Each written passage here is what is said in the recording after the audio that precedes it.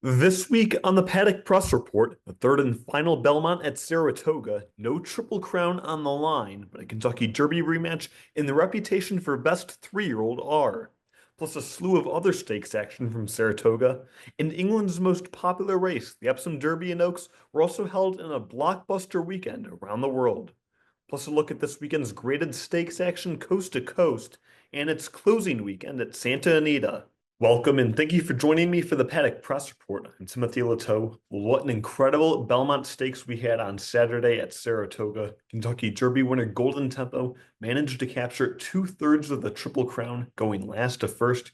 Here's how he managed to pull it off. Growth Equity short lead. Chief Wallaby's making a big move from behind. Golden Tempo is coming along with Commandment as the field turns for home. On the inside, Growth Equity is just in front. Chief Wallaby comes to him. Out in the center of the racetrack, Commandment's running a giant race. Renegade in between and Golden Tempo. Golden Tempo, Renegade, Commandment on the outside. Golden Tempo from last to first has to fend off Commandment in the final strides. Golden Tempo pulls away late. Golden Tempo has won the Belmont Stakes. Well, now joining me is the managing editor of ST Publishing and one of the best turf writers there is. Doesn't get better than Tom Law, someone who's had a huge impact on me personally and just so many people in the industry as well. And yeah, such an expert when it comes to all things Saratoga too, and just racing across the country. Tom, how's it going? Going well, especially after that introduction. Appreciate it. Definitely, yeah. I can't think how to hype you up enough, Tom, because yeah, your work is stellar, spectacular, and just all around a great guy, and someone who's been a huge mentor in my career. Well, I appreciate it. It's been great to follow your progress, and we're proud of you here at the special, and appreciative of your time that you spent with us. Tour of duty back in a few years ago now, and we ran into your cohort Spencer Ripchick, who you worked hand in hand, day to day for, the better part of the whole Saratoga meet a couple of years ago. I saw him out at the track the other day. It was good to catch up on some old memories for sure. Yeah. A lot of great people passed through the Saratoga special program, and yeah, Yeah. so much great work and content comes from the special, and yeah, what a race we had to over the weekend, with the Belmont, and I know that's provided some great storylines too. Sharita Vo now picks up two legs of the Triple Crown with Golden Tempo, and it's been great to follow along the specials content. Tom, what was that like, being there for the Belmont this past Saturday, and just from your perspective, being able to report and cover on the race. Yeah, so obviously this was the third Belmont Stakes in Saratoga while Belmont Park gets constructed, and the community and the racing industry really embraced the Belmont in Saratoga. In Saratoga, strong crowds every year, including Saturday. There's just great energy, great buzz in the building, and just out on the streets, people walking by, and big crowds. Lots of young people, savvy racing fans, newcomers, horsemen, and then of course the race itself. Very kind of surreal moment. As the horses are kind of in the paddock or leaving the paddock, it starts to rain, this crazy, like, Saratoga's going to Saratoga, right? It's just going to have this crazy weather no matter what. But then of course it dies down. It's not really it doesn't do anything to the track, obviously, no factor there, but real cleanly run race. Only 9 horses in the race, so it's pretty easy for no problems with traffic and things like that. So, and Golden Tempo wins again. With a logical horse, Commandment second, and Renegade was third. Of course, the morning line favorite and the post time favorite was Renegade. It was Golden Tempo ended up being 6-1 in the race, which I thought was from a gambler's perspective. When he was 5-1, I think I was with Sean and Joe Clancy, and I told him if he stays 5-1, I'm going to bet all the rest of the money in my wallet on him to win, and I did. Even though I picked Renegade in the paper, which was I don't really I can't explain why I picked him in the paper. I loved Golden Tempo all week, and then for some reason I just didn't pull the trigger. I heard a lot of people say how could you bet him at 5-1? He wasn't that great a value if you didn't bet him at 23-1 in the Derby, which I did not bet him in the Derby. But 5-1 on him in a 9 horse field I thought was pretty good because I thought there were about 4 or 5 horses in Belmont that really had no chance. And looking back at the chart, those were the 4 or 5 horses that were last, second to last, third to last, fourth to last. So I made a little bit of money, but that was good. Playing on the journalist salary, so I'm not like a millionaire today, but it was fun. Used a little of that money yesterday to go to the races with some friends and have a few cocktails and pay the dinner tab last night, so that was good. But just a great race, I mean, a super nice horse that is really coming into his own now that the distances have stretched out a little bit. This is a horse that basically is like a sixth or seventh generation homebred for the Phipps family. And the Phipps family, of course, needs really no introduction in New York and in the international racing scene. Been breeding really good horses for decades, and really have done an amazing job fostering the breeding program that's now produced Golden Tempo. I mean, this horse was bred to run mile and a quarter or longer classic distances, and he's proven it. You look at he's not a commercially bred horse, although he would be an amazing horse at the Keeneland September sale or the Faisy Tipton Saratoga sale. He would be a potential sales topper based on his pedigree and his sire power by Curlin. But he's doing what he's on this earth to do, and he's doing it very, very well.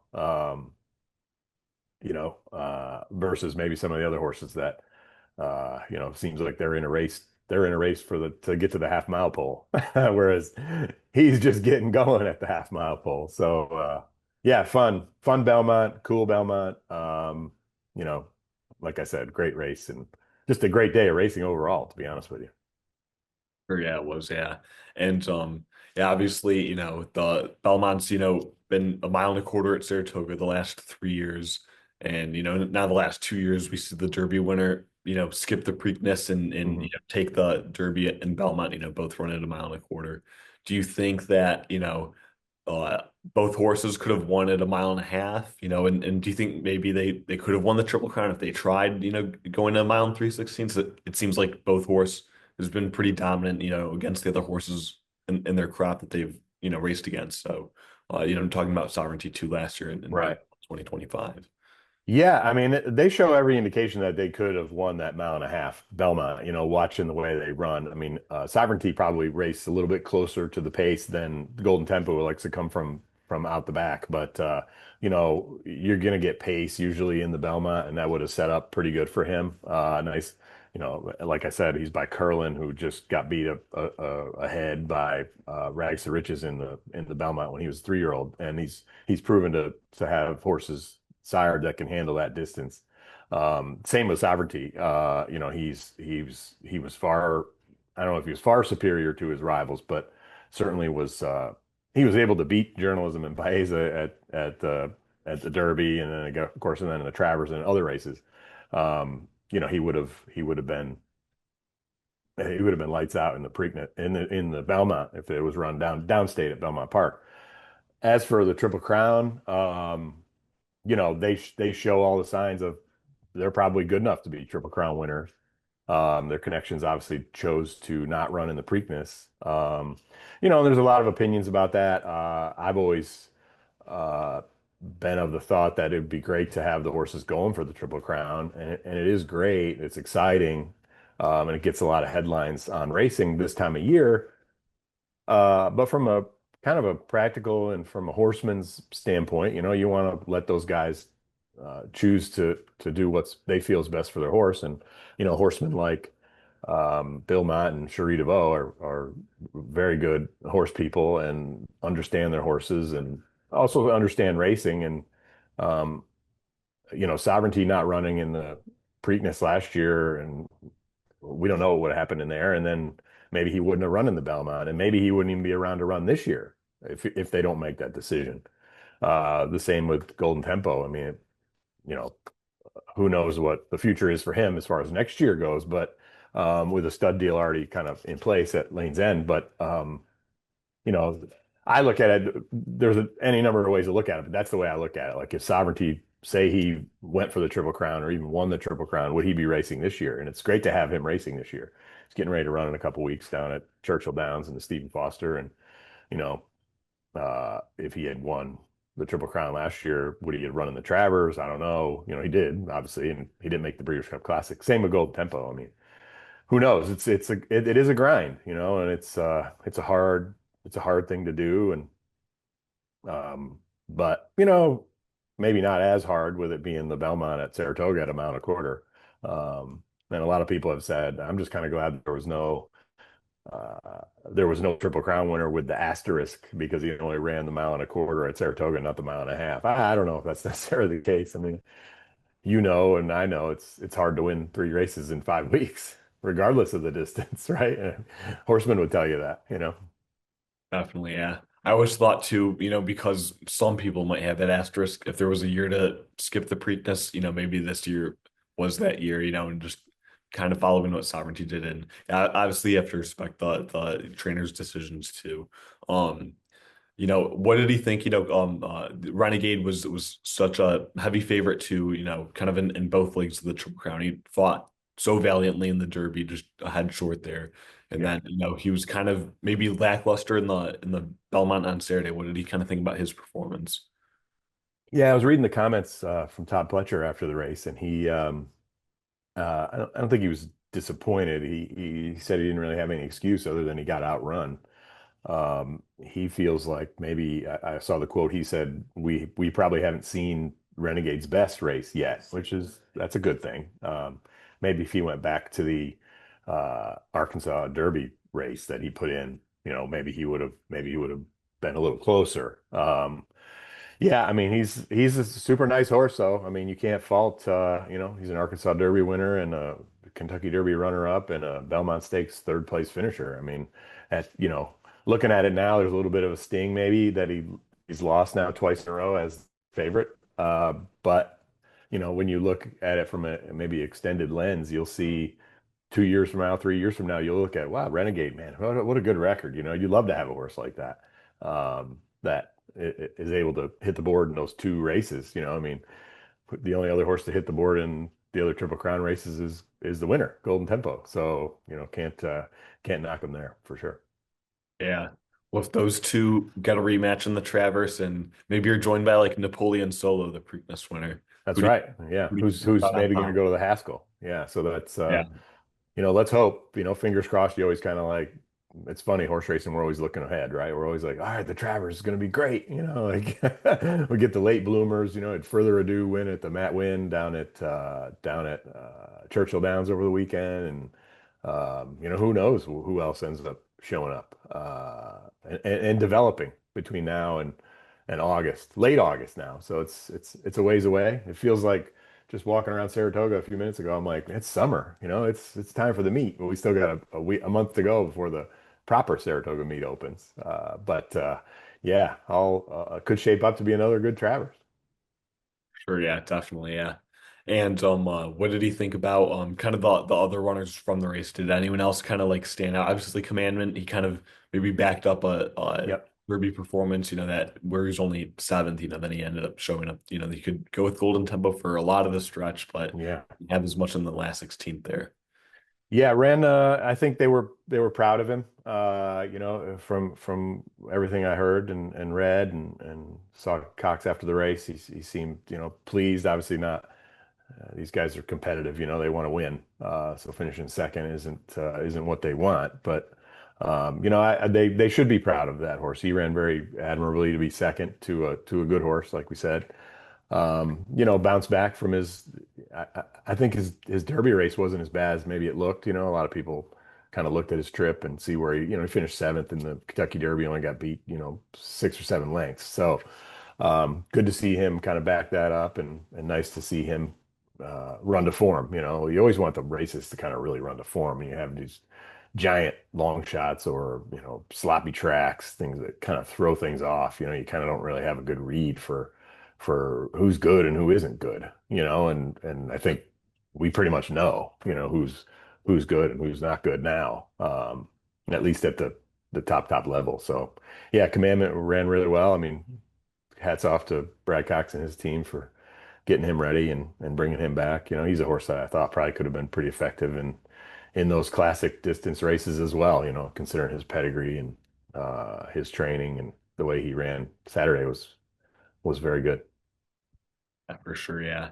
And just talking, broadly about the Belmont and Saratoga experience, how does it kind of compare to, maybe like Traverse Day or Hmm. Whitney Day, those other, big days later on Yeah, when the meet's kind of in full swing? How does this kind of standalone boutique meet kind of yeah. compare to those?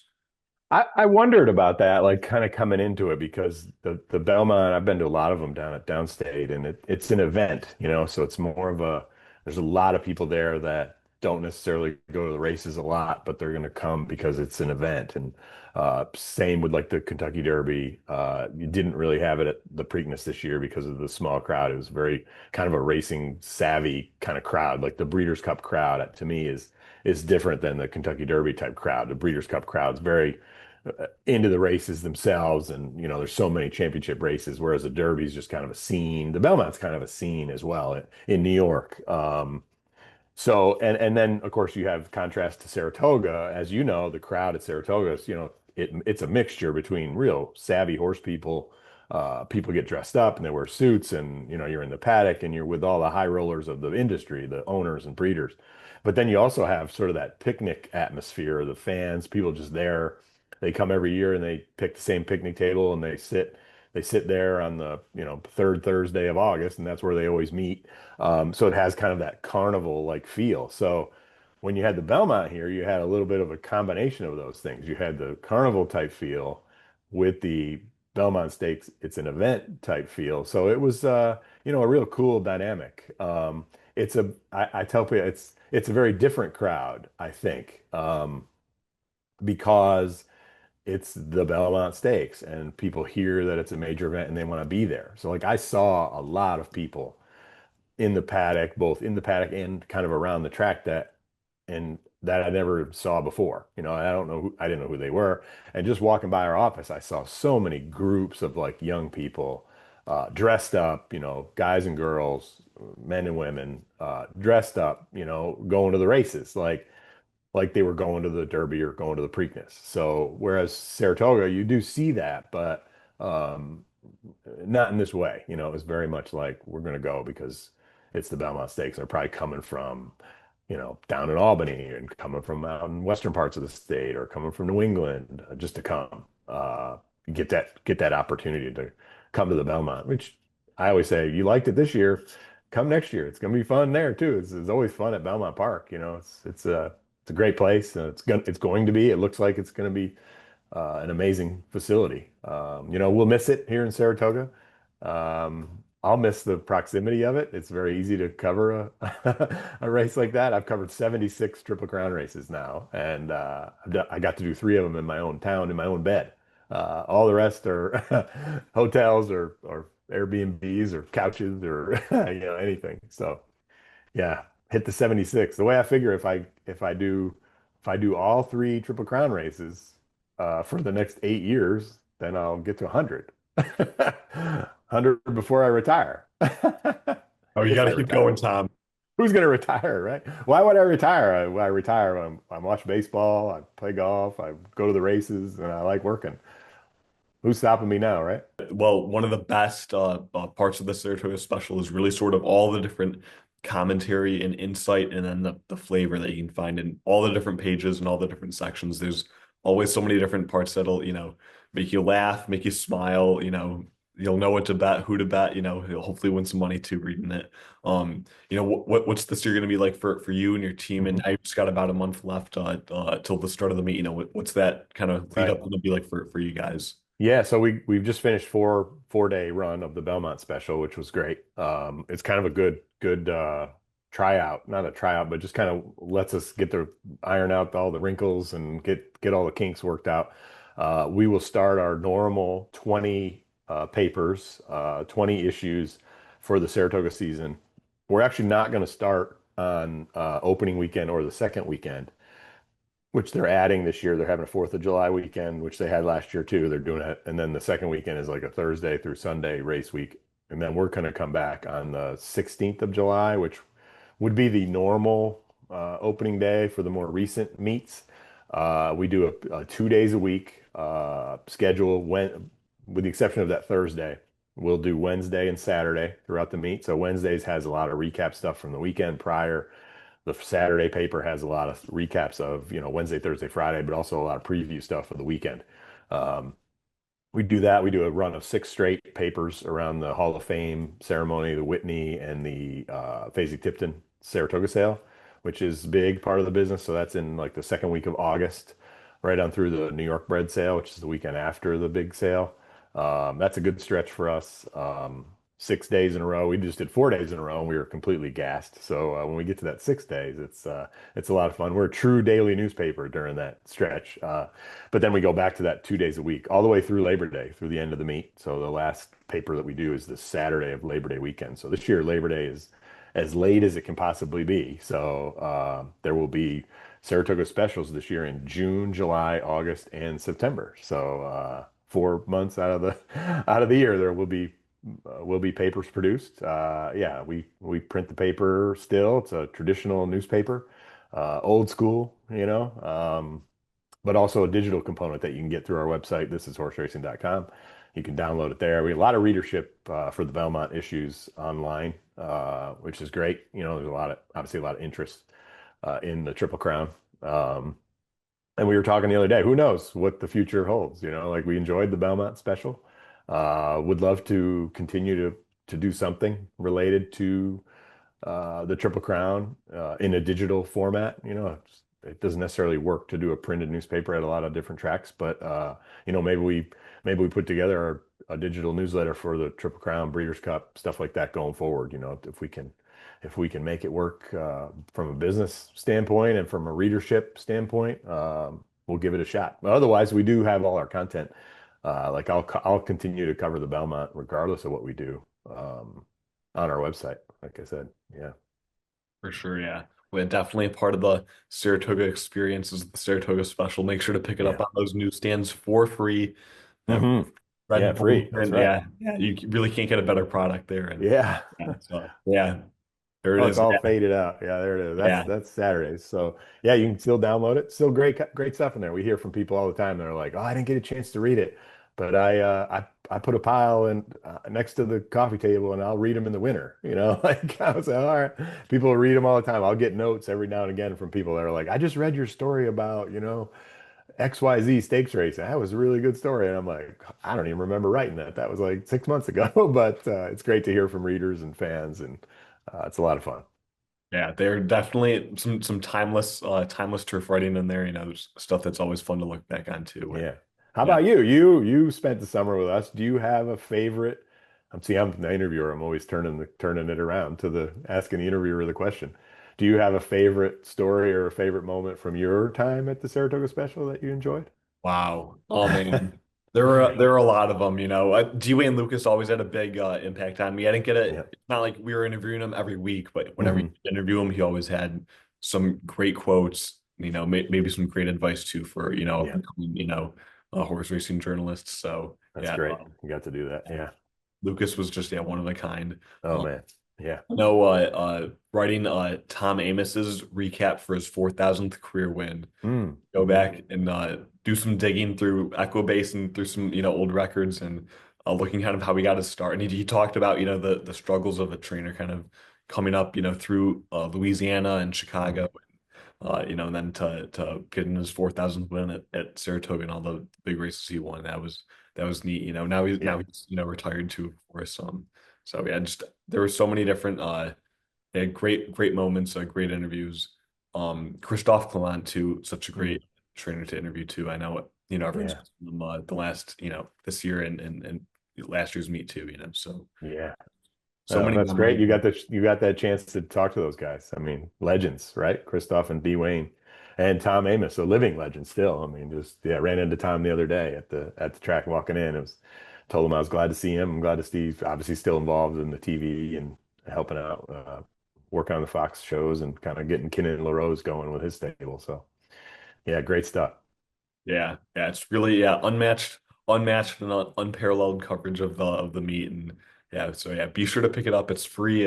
You really can't beat that either, and That's right. I'm sure you'll learn so much, and learn a lot of things that you weren't even expecting to learn either. So yeah, cannot ever beat the insight and all the different sections of the Saratoga Special. Read it through cover to cover. Well, yeah, That's what we tell people. yeah, definitely, yeah. Well, yeah, thanks so much for your time, Tom. Really appreciate it. Absolutely. Thank you. And also on Saturday at Saratoga, there was a clash of dirt titans in journalism, the 2025 Preakness winner, Nysos, the 2025 Breeders' Cup Dirt Mile winner, and Knightsbridge, an up-and-coming multiple graded stakes winner. Antiquarian led the field before Knightsbridge and Nysos took over at the top of the stretch. Nysos then cruised away from the competition and won by 4 lengths under Flavian Pratt for trainer Bob Baffert. Knightsbridge held on for second. Journalism was third. Nysos will target the Whitney Stakes or Pacific Classic next. Coolmore has bought a share in Nysos and will campaign him through the remainder of the year along with the Bayoma Corporation, who currently owns him. He'll be retired after the 2026 Breeders' Cup and stand at Coolmore's Ashford Stud. And the Grade 1 Manhattan Stakes is run into mile and 3/16 on Saratoga's turf, and Deterministic was the defending champ, came into the race with some tough challengers. Deterministic was not the favorite. That went to Bright Picture, a French invader. Another formidable challenger was Rhetorical, coming off an impressive Turf Classic win at Churchill Downs on Kentucky Derby Day.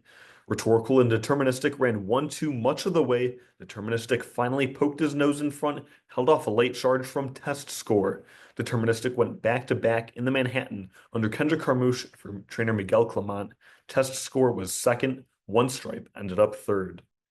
Top 3-year-old fillies clashed going a mile and an eighth in the Grade 1 Acorn Stakes on Friday at Saratoga. The field was headed by Always Runner, coming off of her win in the Kentucky Oaks. The Acorn's distance was up from the usual mile and a 16th distance usually seen when the race is held at Belmont Park. And Always a Runner had formidable challengers in Santa Anita Oaks winner and Kentucky Oaks runner-up Meaning, Counting Stars, who won the Fantasy Stakes and was third in the Kentucky Oaks, and then Prom Queen, who won the Gulfstream Park Oaks and was fifth at Churchill that first Saturday of May. Always a Runner had an outside trip under Jose Ortiz, worked her way from last to make an early move on the far turn. She chased after Meaning, passed her, but then was passed by Counting Stars. Counting Stars went on to win by nearly 4 lengths under Arad Ortiz for Mark Casse. Always a Runner was second in her first career defeat, while Meaning was third. Counting Stars is pointed towards the Alabama Stakes next, likely bypassing the Coaching Club American Oaks at the end of July. And Turf Queens Gazora and Kathy and Marissa got their rematch from 5 weeks ago. You'll remember there were some theatrics since that last meeting at Churchill Downs on Kentucky Derby weekend. They rematched in the New York Stakes. Last out, they ran at Churchill Downs on Kentucky Derby weekend in the Modesty Stakes. Kathy and Marissa pulled the upset on her then stablemate Gazora in the Modesty. Gazora gave her £5. Her owner Peter Brandt wasn't happy with trainer Chad Brown, saying that he thinks weight allowances make a difference while Brown doesn't. After that, Brandt pulled about 75% of his horses from Brown, gave them to other trainers, including Bill Mott, whom Gazora raced for on Friday. Gazora had a wide trip, faded to last. Meanwhile, Kathy and Marissa stalked the pace, but couldn't get by her other Chad Brown stablemate, Portfolio Duration. Portfolio Duration led wire to wire, narrowly holding off French invader Kankura, who fell just a nose short in that ever so close finish. Kathy and Marissa was third. On a 2-race skid this year, 4-year-old Nitrogen hoped that a return to Saratoga could get her back in the winner's circle in the Grade 1 Ogden Phipps Stakes. It was a field of 6, and the biggest competition came from last year's Mother Goose Stakes winner, fully subscribed. Nitrogen broke quickly, went to the lead in the mile and an eighth race. Into the stretch, she pulled clear and won by nearly 13 lengths for trainer Mark Casse under rider Jose Ortiz. Fully subscribed and narrowly held on to second over Bless the Broken. And this weekend wasn't just the third leg of the American Triple Crown, but also the second leg of the English Triple Crown, the Epsom Derby. Trainer Aidan O'Brien had a strong hand with 4 of the runners, headed by favored Benvenuto Cellini. He also had Christmas Day, Action, and Pierre Bonnard.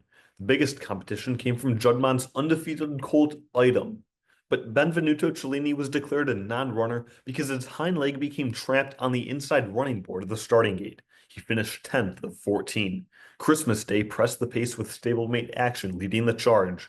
Through the rain and soft going, Christmas Day opened up on the field in the long Epsom down stretch.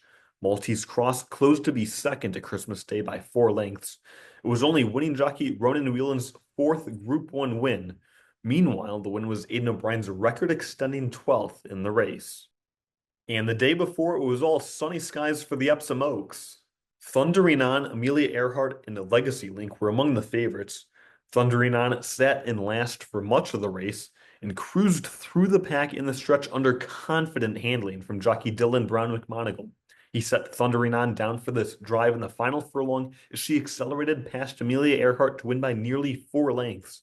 It was the first win in the Oaks for both Brown McMonagle and trainer Joseph O'Brien. And now to this upcoming weekend's graded stakes action. A bit of a quieter weekend, but still some very important graded stakes. Of course, a big weekend for Delaware Park featuring the Delaware Oaks. That Grade 3 race is on Saturday. The field has not been drawn as of this taping, but the probables include Pashmina, runner-up in the Gazelle Stakes for Rob Atras. She ended up finishing 11th in the Kentucky Oaks. Blackhead Susan's 2nd and 3rd place finishers Jumping the Gun and AP's Girl could also run in the mile in the 16th race. Also at Delaware Park on Saturday, there's the Grade 3 Robert G. Dick Memorial Stakes run at a mile and 3/8 for fillies and mares 3-year-olds and up. Sultana could go as the favorite for trainer Kevin Attard. She is 4 for 6 in her career, comes off of a close victory by a neck in the Orchid Stakes at Gulfstream Park. And in New Jersey, Monmouth Park has a pair of Grade 3 stakes races as well. Bishop's Bay looks to defend his title in the Salvatore Mile. Brad Cox trainee leads the nominations. The field hasn't been drawn yet. 5-year-old had his biggest win in the Cigar Mile in December. Comes into the race off a runner-up effort in the Westchester Stakes at Aqueduct to Antiquarian. Before that, he ran a solid 4th in the $20 million Saudi Cup in February. And Monmouth Park also has the Grade 3 Eatontown Stakes run at a mile and 3/16 on the turf for fillies and mares 3-year-olds and up. Don't Jinx It ended her 2025 season with a 3rd in the Jockey Club Oaks for trainer Miguel Clement. Meanwhile, Grayosh is being considered for the race for trainer Chad Brown after winning her 2026 debut in an Aqueduct allowance, her first win since taking the 2024 Grade 2 Lake Placid Stakes. And over on the West Coast in California, Santa Anita Park has its closing weekend, headlined by a pair of Grade 3 stakes on Saturday and another Grade 3 stake on Sunday. There's the Daytona Stakes, a 6.5 furlong down the hill turf sprint for 3-year-olds and up. Freedom's Not Free makes his 2026 debut for trainer Mark Glatt. The 4-year-old ended last season with a pair of runner-up efforts in the La Jolla Handicap and Del Mar Derby. Meanwhile, Sumter looks to rebound for Richard Mandela after running 5th in the American Stakes last out. He won before that in March when taking the San Simeon Stakes. And Saturday also features the Grade 3 Summertime Oaks at Santa Anita. And it's a mile and a 16th race on the dirt, but a filly coming off of an impressive win on the turf could go off as the favorite. That's Marjoram for trainer Michael McCarthy. Last out, she went last to first to take the Grade 3 Senorita Stakes on Santa Anita's downhill turf course.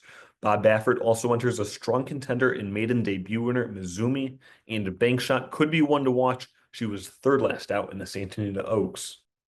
So closing day at Santa Anita on Sunday is headlined by the Grade 3 San Juan Capistrano Stakes. It's a mile and 3/4 turf marathon. The field hasn't been drawn for this one yet, but looking at the possible runners, Living Life and Poor Connection will likely clash again. They're trained by Ronald Ellis and Michael McCarthy, respectively. They ran 1-2 in a mile and a quarter turf allowance optional claiming race on May 22nd at Santa Anita. Well, thank you so much for joining me for this edition of the Paddock Press Report. New editions typically on Mondays at 1 p.m. Eastern Time. This one, of course, though, on Tuesday, accommodating for a special Belmont Stakes show. We always appreciate you watching. Be sure to like, hype, subscribe, comment, whatever you feel like. We're just happy to have you watching. Really appreciate your time. For now, I'm Timothy Lateau. Have a great day. We'll see you at the races.